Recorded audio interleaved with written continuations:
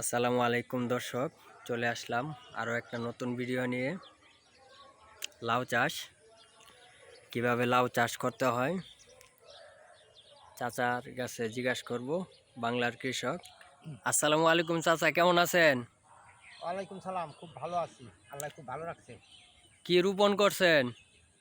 এইটি করছিলাম ধান চাষ, এই ধান ক্ষেত। আবার ধান ক্ষেতের পাশে কিছু জায়গা পড়া ছিল, এটার মধ্যে যে দাঁড়া বুনছি, ডাটা বুনছি, তারপরে লাউ গাছ লাগাইছি, মূলা বুনছি। এটা কি এর মাচা? এটা এটা লাউ, এটা লাউয়ের মাচা। এটা কি দেশি লাউ না হাইব্রিড? দেশি লাউ, হাইব্রিড না, এটা দেশি। দর্শক, এটা হচ্ছে দেশি লাউ, লম্বা লাউ। চাচা কেমন বিক্রি করছেন? এই তো প্রায় 20-25টা মতন বেচছি, আলহামদুলিল্লাহ। আর এই 5-7টার মতন খাইছি, আবার 2-3টা মানুষেরও দিছি। আলহামদুলিল্লাহ দর্শক, চাচা বলতেছে প্রায় 20-30টার মতো বিক্রি করেছে। উনি নিজেও খাইছে, মানুষজনকেও দু একটা দিছে। একজনকে দিছি, আর দুবার বাকি রয়েছে, দিমু আল্লাহ যদি দেয়। দর্শক, প্রায় অনেক জোবালো, অনেক সুন্দর। চাচা দেখতেছি এই জায়গায় গাছের গোড়ায় কি দিচ্ছেন?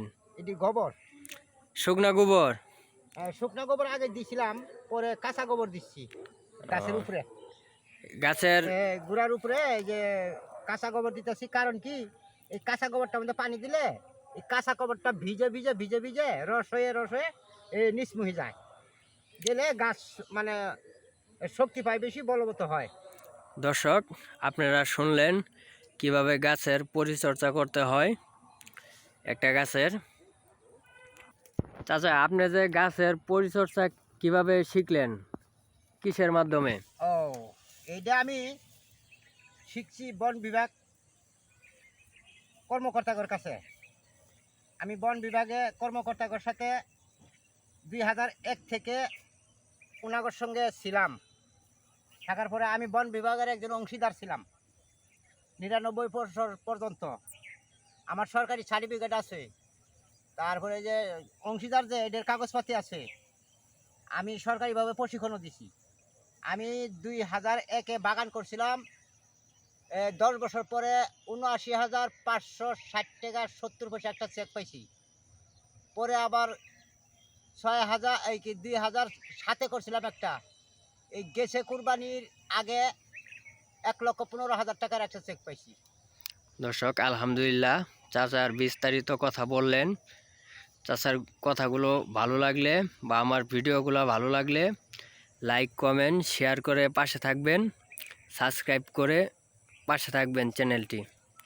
দর্শক, আজ এ পর্যন্তই। আসসালামু আলাইকুম।